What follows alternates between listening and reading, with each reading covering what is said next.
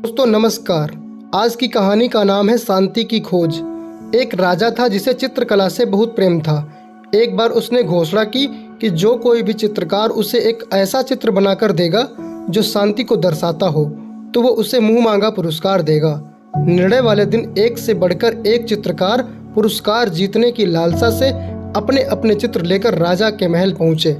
राजा ने एक एक करके सभी चित्रों को देखा और उनमें से दो चित्रों को अलग रखवा दिया। अब इन्हीं दोनों में से एक को पुरस्कार के लिए चुना जाना था। पहला चित्र एक अति सुंदर शांत झील का था। उस झील का पानी इतना स्वच्छ था कि उसके अंदर की सतह तक दिखाई दे रही थी और उसके आसपास विद्यमान हिमखंडों की छवि उस पर ऐसे उभर रही थी मानो कोई दर्पण रखा हो। ऊपर की ओर नीला आसमान था जिसमें रुई के गोलों के समान सफ़ेद बादल तैर रहे थे। जो भी इस चित्र को देखता उसको यही लगता कि शांति को दर्शाने के लिए इससे अच्छा कोई चित्र हो ही नहीं सकता। वास्तव में यही शांति का एकमात्र प्रतीक है। दूसरे चित्र में भी पहाड़ थे, परंतु वे बिल्कुल सूखे, बेजान, वीरान थे और इन पहाड़ों के ऊपर घने गरजते बादल थे जिनमें बिजलियां चमक रही थीं। घनघोर वर्षा होने से नदी उफान पर थी। तेज हवाओं से पेड़ हिल रहे थे और पहाड़ी के एक ओर स्थित झरने ने रौद्र रूप धारण कर रखा था।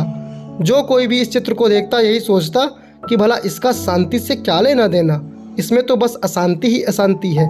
सभी आश्वस्त थे कि पहले चित्र बनाने वाले चित्रकार को ही पुरस्कार मिलेगा। तभी राजा अपने सिंहासन से उठे और घोषणा की कि दूसरा चित्र बनाने वाले चित्रकार को वह मुँह मांगा पुरस्कार देंगे। हर कोई आश्चर्य में था। पहले चित्रकार से रहा नहीं गया। वह बोला, लेकिन महाराज, उस चित्र में ऐसा क्या है जो आपने उसे पुरस्कार देने का फैसला किया, जबकि हर कोई यही कह रहा है कि मेरा चित्र ही शांति को दर्शाने के लिए सर्वश्रेष्ठ है। आओ मेरे साथ।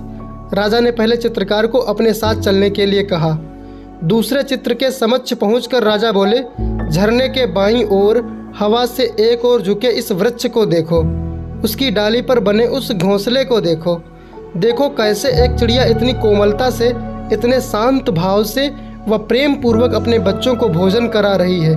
फिर राजा ने वहां उपस्थित सभी लोगों को समझाया, शांत होने का अर्थ ये नहीं कि आप ऐसी स्थिति में हो जहां कोई शोर नहीं, कोई समस्या नहीं हो, जहां कड़ी मेहनत नहीं हो, जहां आपकी परीक्षा नहीं हो। शांत होने का सही अर्थ है कि आप हर तरह की अव्यवस्था, अशांति, अराजकता के बीच हों और फिर भी आप शांत रहें, अपने काम पर केंद्रित रहें और अपने लक्ष्य की ओर अग्रसर रहें। अब सभी समझ चुके थे कि दूसरे चित्र को राजा ने क्यों चुना है।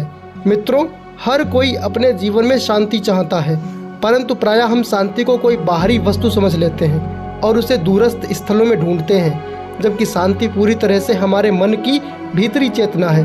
और सत्य यही है कि सभी दुख, दर्दों, कष्टों और कठिनाइयों के बीच भी शांत रहना ही वास्तव में शांति है। कहानी पसंद आई तो वीडियो को लाइक करके चैनल को सब्सक्राइब करें।